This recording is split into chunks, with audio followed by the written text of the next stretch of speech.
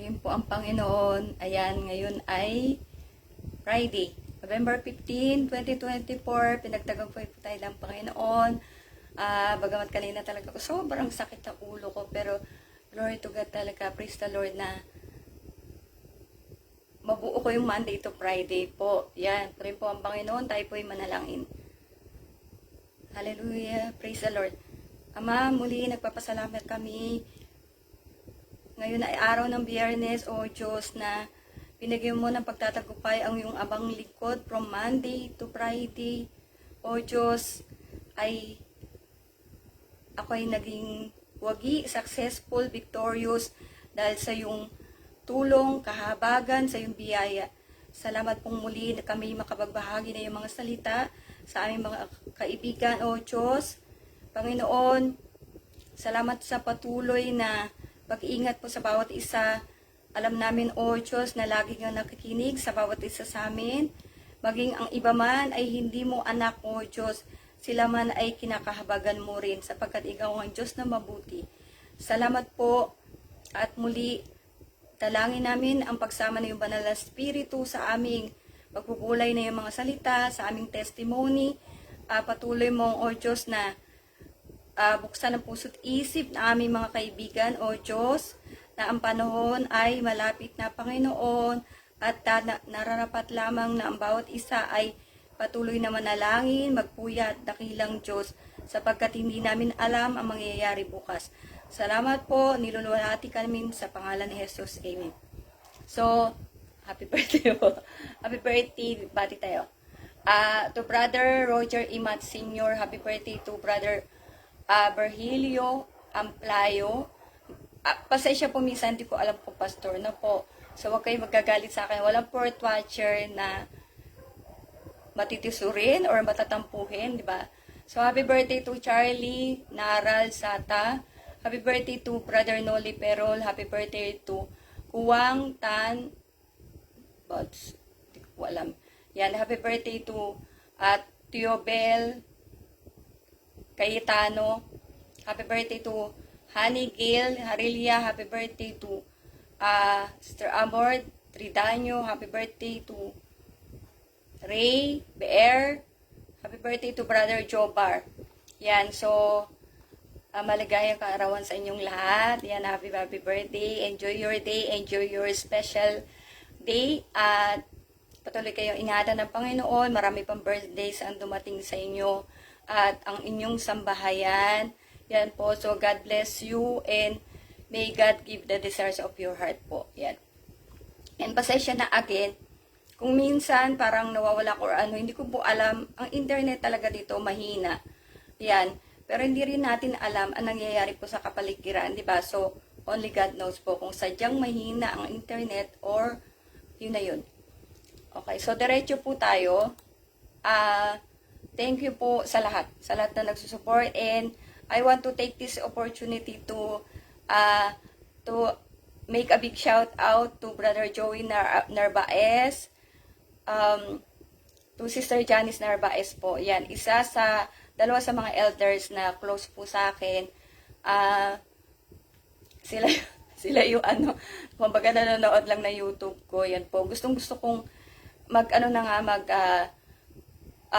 simultaneous, pero yun nga po, pahina yung katawan ko. At minsan talaga hindi ko na kinakaya mag-upload. So kaya yung iba, kung ano yung kayanin ko, yun lang po talaga yun. Hindi ko na magawa. Salamat sa kanya dahil ako siya walang manonood. So, glory to God po. Ito. So, bilisan natin. Just for the information of everyone, naoperahan po ako sa right brain. Yan. Ilang beses ko na yan sinabi because of hemorrhagic stroke. And half of my memory were lost. Yung recent, ang mas dominant. So, yung past, ang Diyos ang nag-help. And yung nga po, yung Permax ko is helping also to recall things. Kasi bumubuhay kasi ng ng mga patay na cells, ugat, depending how bad the damage is. Yan po. So, yung sinabi sa akin ng parang ganyan lang. So, mas naano ko yata pag nakasandal pala, para mas pala. So, yung sinabi sa akin ng sister-in-law ko, why she kept a decade of anger was yung in-laws ko, inutusan ko paluwasin ng Manila para makita lang si Julian. Siya kasi yung unang apo nga. The only time which I remember pumunta ng Manila sila mami, yung in-laws ko po, was nung dumalaw sa PGH. Na-confine si Julian 1 week sa Divine Mercy and 3 months yan po sa PGH. With the help of my brother Kuya Emer, dahil madali makapasok sa PGH. Hindi madali makapasok sa PGH kung wala kakilala. Yan po. So, alam na natin yan sa Pilipinas na mostly ganyan ang pakatakaran po. Yan. Parang ano yan, lagay-lagay or mga padrino, di ba? So, by the grace of God, may kakilala nga yung brother ko, kaya nakapasok kami doon. And malaki nga yung bayarin namin, so I asked help from PCSO, senators, and sa family ko, at di ko inutusan sila, mami, pumunta doon, if I clearly remember, that was 19 years ago, so I do not think sinabi ni mami sa kanya na inutusan ko sila. And just in case, may ibang nagsabi ng ganon, God only knows po. Hindi ko alam. Yan. So, that time, labas-masok ako sa ospital para humingi ng tulong sa government entity. Both of us, walang work kasi nga, we both came from Kuwait. Nag-resign si Jay sa McDo kasi delikado nga yung pregnancy ko. And at the same time, ako rin po. Yan. Para kay Jerome, parang 1 month pa lang yata, basta may bleeding na. And, tsaka ako kasi, di ko ugaling maniwala agad. Yan po.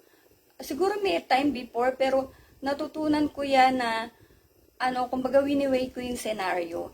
Yan. Lalo na sa kapaligiran natin, maraming chismosa, di ba? Hindi inaalam o kaya dagdag bawas. Di ba? Ganun na nangyayari po. Yung nakausap ko na nga mismo yung babae ng asawa ko. Nakausap ko na yun sa FB. Sabi ko, iko-confront ko antayan ko yung asawa ko ang umamin. Yan po, 'di ba? Pero ako bagay hindi ko pala kinonfront nga yung asawa ko. Gusto ko sa kanya manggaling, yan po. At may mga tao talaga na paninindigan po yung, 'di ba? Pagsisinungaling, wag lang umamin. At yan po ay faith din po. 'Di ba? Faith din yan para lang tayo ay wag mabisto, wag tayong kahit yun nga, gagawin natin is talagang madidiktik na tayo sa kasalanan. Wag lang tayo umamin. Yan po. Kaya ayun na napakahirap. Kasi nilulubog natin ng nilubog ang sarili natin sa kasalanan kasi ayaw natin umamin. At saka yung, 'di ba, parang kunyari, sinabi ko nga ganyan, kunyari, ikaw, gagawin mo, magkapalapat ka ng papel sa ibang kukwentuhan mo. So, iba yung version mo, 'di ba, kunyari, iba yung version ko, ganyan, or yung kapitbahay mo, ganyan, may kanya-kanyang version. Yan po. Pero kahit anong version pa yan, ang Diyos ang nakakaalam ng ano yung totoong version po. Di ba, purihin po ang Panginoon. So anyways, ito naman po ay yung sinabi ng Panginoon sa akin na kukunin na nga niya si late Apostle Arsenio Tan Periol.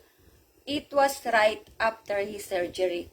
Yan po yung natatandaan ko na sinabi ng Panginoon after nung surgery niya po. I think meron ang mahal na Apostle Jonathan Periol na he said, parang kakalabas lang yata sa surgery ang mahal na apostol at sana ipag-pray nga na siya, na gumaling, lumakas na, yan po. So, yun yung nare-recall ko nga at yun yung, kumbaga, tayo nga lagi nakikipag-usap sa Panginoon po. So, pinaparecall lang sa akin ng Panginoon.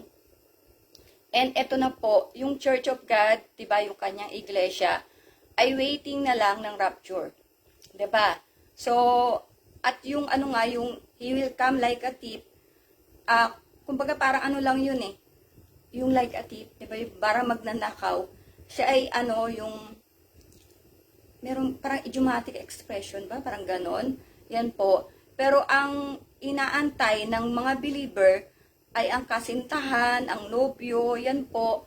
So, ang aming beloved. Glory to God. So, again, I will mention those denomination or church that God told me.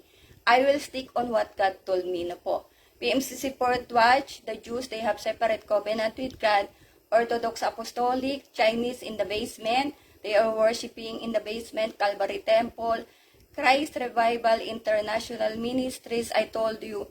Inert ko to kasi this church, they were the one na na-meet ko po sa sa kulungan, and I'm sure na there was a reason kaya bakit ko sila na-meet po. Yan, hindi siya basta aksidente or something. Meron talagang reason. And yun nga, I told you na tinulungan nila ako nung may mga instances talaga na ginamit sila ng Panginoon para tulungan ako sa trouble ko.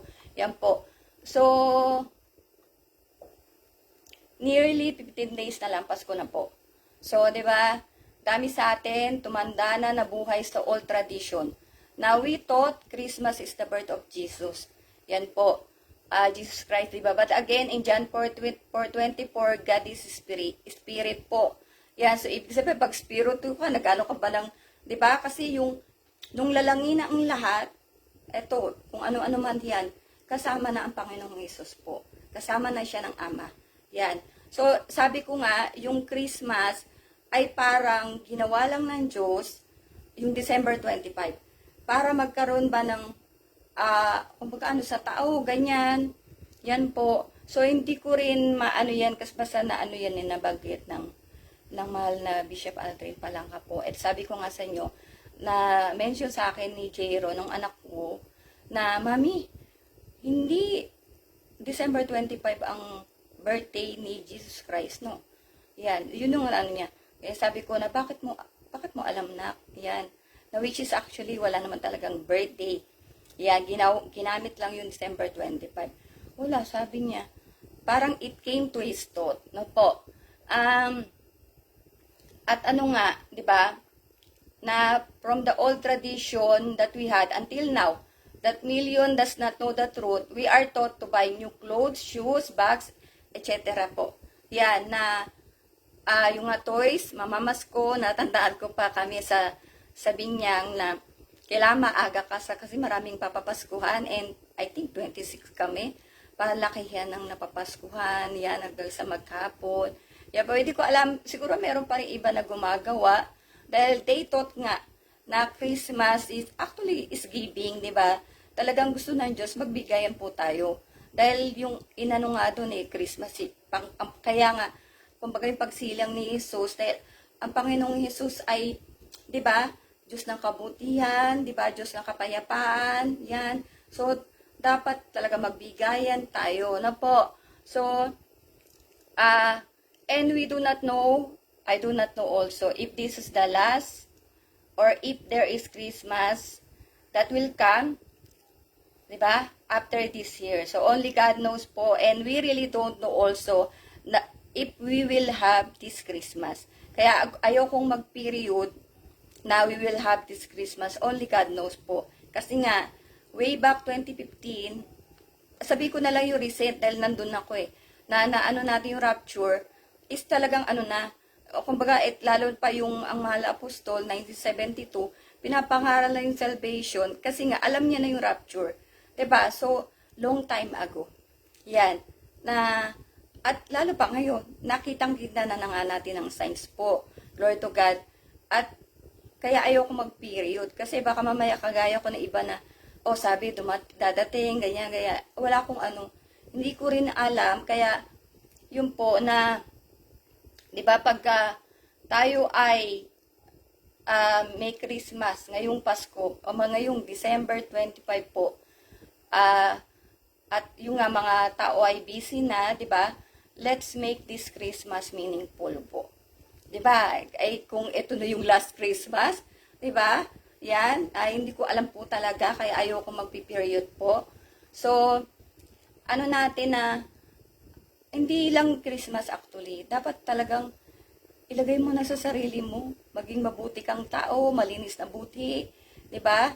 Na gawin mo yung nararapat para sa Diyos, paglingkuran ng Diyos. Dahil yung nga Ecclesiastes 12:13, ang tanging ano lang talaga ng tao ay paglingkuran po ang Panginoon. Yan.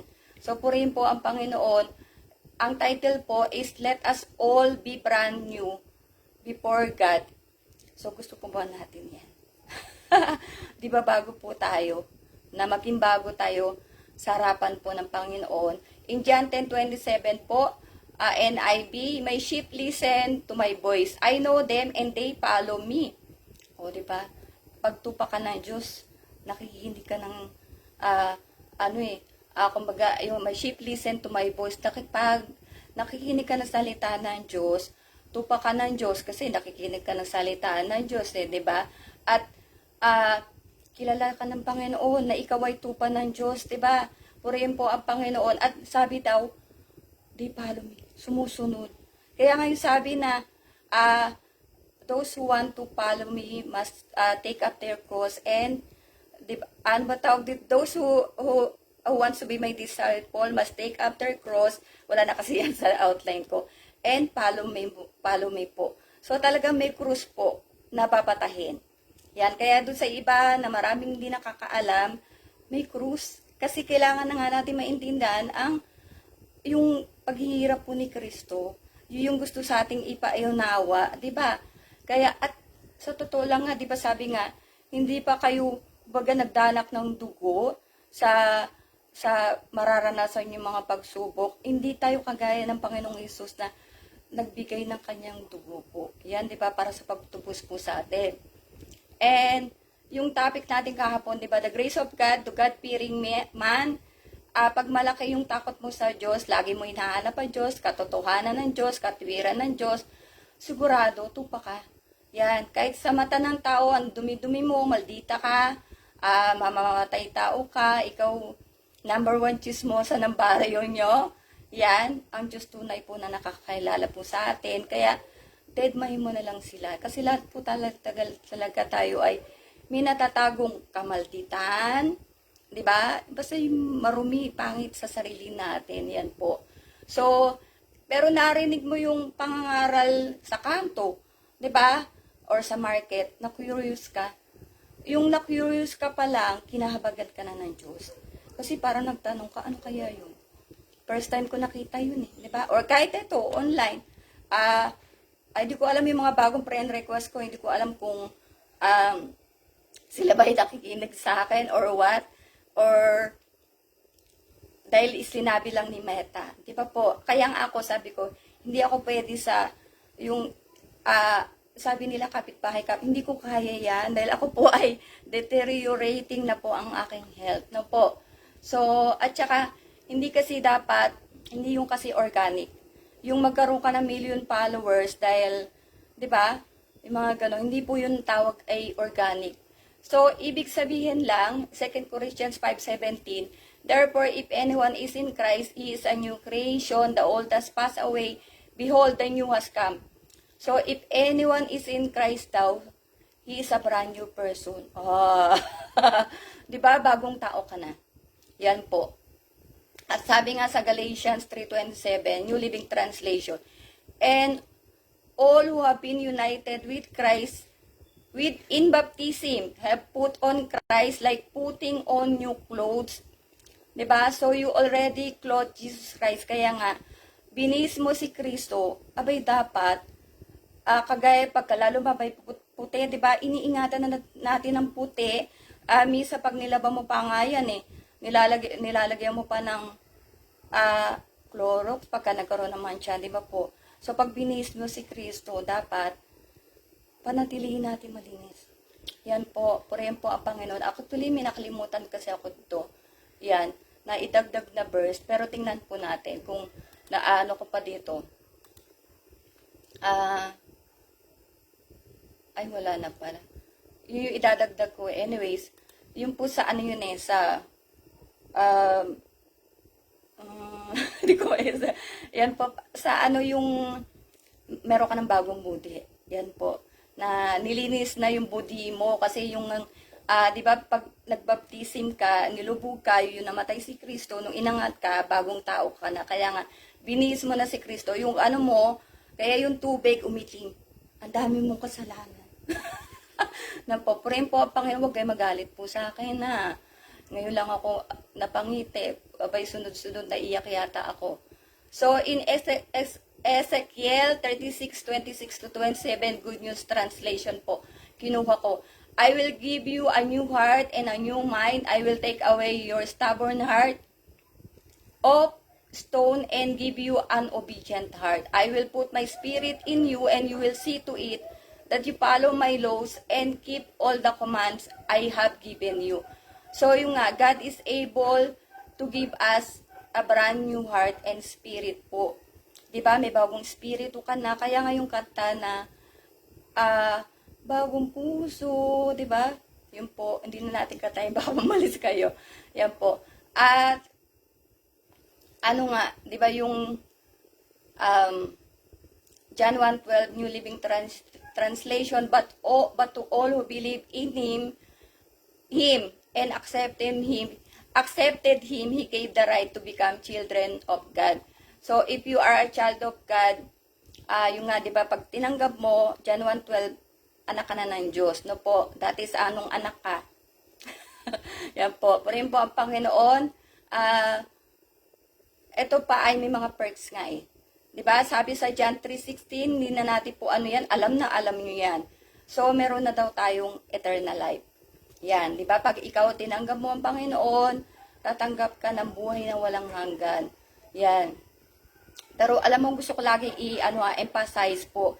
Kapag tumanggap tayo ng kaligtasan, iniingatan 'yan. Hindi yan yung kagaya sa iba na once you receive salvation, forever na 'yon. Yan po, kaya nga sabi ko always na sa church, every Sunday, yung may 3 pagluhod po.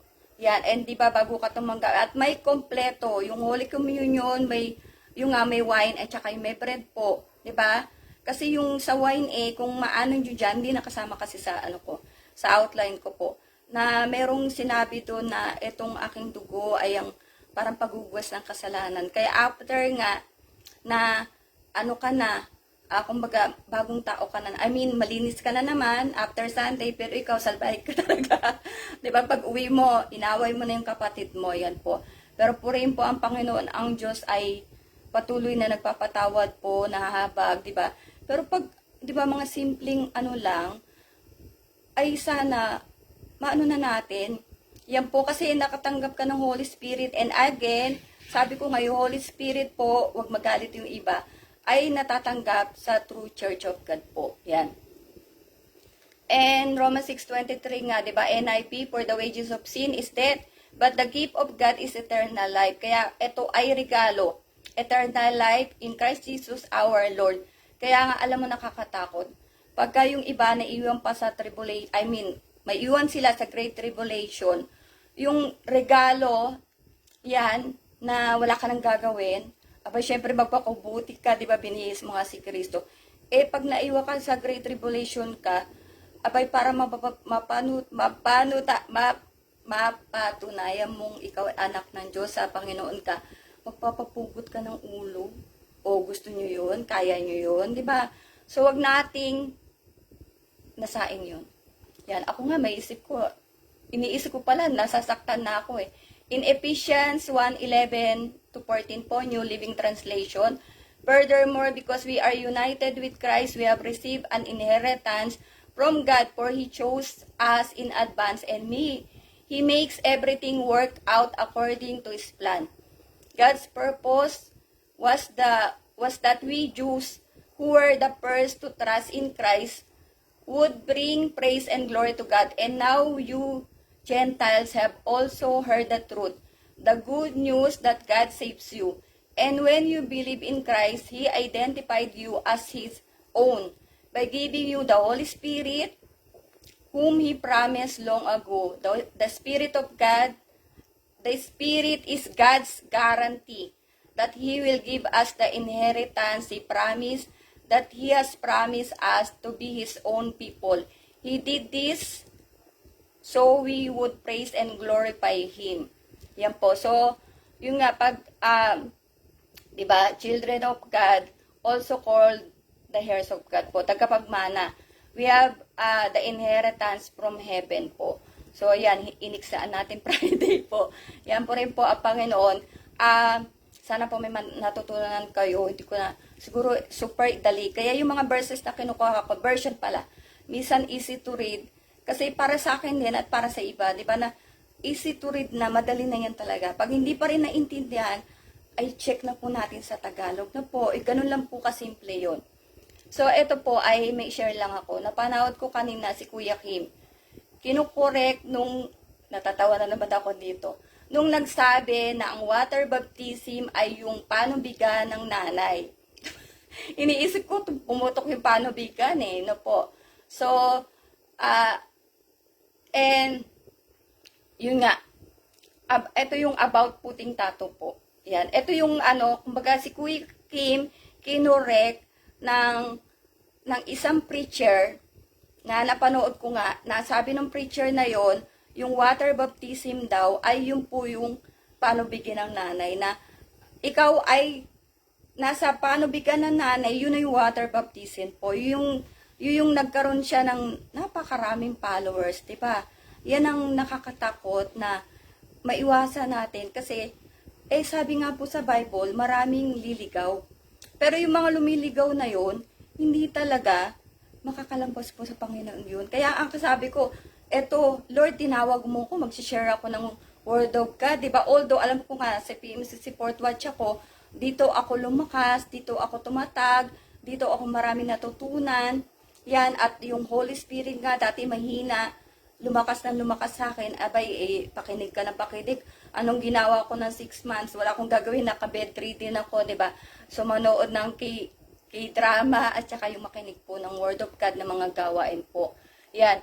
At may sinabi si Kuya Kim, hindi ko na po discuss to. Yan. Pero sa haba ng paliwanag nilang dalawa, eto lang po yung about ito sa tattoo, yung paglalagay po ng tattoo. Yan. Hindi si Kuya Kim pala, sabi niya okay lang maglagay ng tattoo at may minention siya sa Leviticus po. Pero sa akin, sabi ko nga kasi simple lang ako dahil hindi naman talaga ako complicated po dahil member nga lang ako At ang pa nga ay naoperahan tayo sa ulo, 'di ba? So kahit ako'y maraming natutunan sa church before, abay yung iba doon umalis na rin. Yan po. Pero by the grace of God, we are in the true church of God nga. Meron tayong Holy Spirit. Tinutulungan tayo ng Holy Spirit po. And again, sabi ko nga, gumagawa ko ng assignment po. Na po, nakakahiya po, Panginoon po nag-utos sa atin. So, ito lang yung sagot ko dyan. 1 Corinthians 6:19-20, NIV. Do you not know that your bodies are temples of the Holy Spirit, who is in you, whom you have received from God? You are not your own. You were bought at a price, therefore, honor God with your bodies po. 'Di ba? So, sabi niya, ang katawan natin, templo ng banal na Espiritu. Hindi natin pag-aari ang ating katawan. So, dapat maparangalan natin ang Diyos sa pamamagitan po ng ating katawan. Dapat malinis, di ba? Kahit sa tattoo, dapat wala po. Sagutin natin yan. Dapat wala. Yan. Kasi sa tattoo din po, ay pwede ka rin mapahamak Di ba? Kunyari, yung needle, pwedeng contaminated. Ay, hindi alam nung hindi natin alam, pwede mangyari po. Yan siya. Tapos, yung nga kasi dinudungol sa mo yung katawan mo. Yan po. Ayaw ng Diyos yan. Diba? Kaya yung diniscuss natin before na 7 deadly sins, na kasi karumihan din yun Diba? Yung lalo na yung last. Yan. Kasi nga, yung katawan mo, abay, syempre nadudumuhan. Diba? Dahil ikaw ay sumisiping sa kapwa mo. Diba? Kapwa mo lalaki, kapwa mo babae. Yan, ikaw ay palipat-lipat ng kama. Di kama dun sa di ba po? Kaya iba, di ba na proud pa nga sila Meron daw 96 na naging, di ko alam yung asawa or kasi hindi ko rin po alam, dahil di naman ako lawyer, at di ko inaral yan, kung pwede bang mag-asawa kahit mayaman ka, mag-aanal ka ng 96 times. No po, so hindi ko na para aralin po yung mga bagay na yan kasi simple lang naman talaga sagot yan. 'Di ba? Sabi nga templo na ng banal na espiritu. So dapat ingatan talaga yung katawan. Yan kasi tsaka isa pa, mahal tayo ng Diyos. Kaya nga yung pag-iinom, 'di ba? Diniscuss natin yan. Kasi hindi ano yun sa Panginoon dahil abay, ang mangyayari niyan, ikaw ay espiritu ng alak. Yung katawan mo dahil lalasing-lasing ka, 'di ba? O paano ka malamang pag nakainom kasi kung ano-ano nagagawa po. At yung nga, pag nakainom ka, punong-puno ka ng hitit ka ng sigarilyo, yung sakit, mahal tayo ng Diyos. Diba? Ayaw ng Diyos tayo magkasakit. Dahil nung tayo ay lalangin nga, perfect po tayo eh. Kahit naman hindi ako perfect. Pero dahil sa mga maling nagawa natin, nagkakasakit tayo, diba? Diba? Compare mo yung iba na sa Japan yata yun. Naiingatan nila yung katawan nila. Yan po, may mga regimen sila ginagamit, pero ang lalakas pa nila, di ba po, purihin po ang Panginoon. So, hanggang dyan na lang, para at least din, sa iba na baka magtanong, okay lang bang magtattoo? Dahil, ay iba kasi sinasabi nga, okay lang. Si Kuya Kim, sabi niya, okay lang. So, ang sagot ko po talaga ay hindi. Yan. So, hindi na natin pahabain yan. Yan po, sana may natutunan po kayo, tayo po'y manalangin. Purihin ka, Ama, sa laban pong muli sa araw nito. Lord, salamat sa pagtatagpay, Monday to Friday, na itinawid mo ang iyong abang likod, hindi ka pumayag na aking sakit ay makahadlang. Sa aking pagdadala ng mga salita, maging ang mga testimony na tunay na nakasakit sa iyong abang likod. Ngunit salamat sa pananampalatayang binigay mo sa iyong abang likod, O Diyos, na pinatibay mo ang aking pananampalataya sa pamamagitan ng pakikinig ng mga salita sa iyong mga sinugo. Salamat po sa araw na to, marami pang bagyo, dilubyo, mga iba't ibang kalamidad ang darating sa bawat isa sa amin, O Diyos. Kami po ay nasa mga huling araw na. Patuloy ka, O Diyos, na mag-ingat sa bawat isa, Panginoon. Patuloy ka, dakilang Diyos, tumawag pa ng lalaki at babae upang, O Diyos, madagdag sa iyong ubasan, maging anak mo, dakilang Diyos, ikaw ang Diyos na mahabagin. Kaya Ama, at ikaw ang nakakita ng puso ng bawat isa. Kaya naman, sa bawat isa sa amin, Panginoon, patuloy mo kaming samahan, O Diyos, at dagdagan mo, Panginoon, ang aming pananampalataya, sapagkat marami ang naliligaw. Marami, O Diyos, ang nakasya na lamang sa kung ano ang aming nakasanayan, ang aming nabuhay kami sa old tradition, sa turo ng tao, Panginoon. Ngunit salamat sapagkat kami ngayon ay dinala mo sa tunay na pananampalataya. O Diyos, salamat pong muli. Nawa sa araw ng linggo, magkita kami sa Espiritu, O Diyos, upang ikaw ay sambahin sa Espiritu at katotohanan. Dakilang Diyos, na dali mo kami muli sa araw ng Monday, palakasin mo ang iyong abang lingkod. O Diyos, patuloy kang magpagaling na may sakit. O Diyos, magbigay ka ng trabaho sa mga walang trabaho, sa mga magulo ang utak. Lord, sila ay parang alo na hindi alam kung saan pupunta na pananampalataya. Bigyan mo sila, O Diyos, ng Panginoon, ng kaliwanagan, sapagkat madilim ang kanilang isip, O Diyos, magulo ang kanilang mundo. Hallelujah, ikaw po ang magpahayag sa kanila, dakilang Diyos. Patuloy kang mahabag sa bawat isa sa amin. Salamat pong muli, pinupuri ka namin sa pangalan ni Jesus, Amen. So salamat po at sana po mag-church po tayo sa Sunday. And again, you can check www.pmccpw.org po para sa church kung saan po sa inyo malapit. And God bless us all. Glory to God po.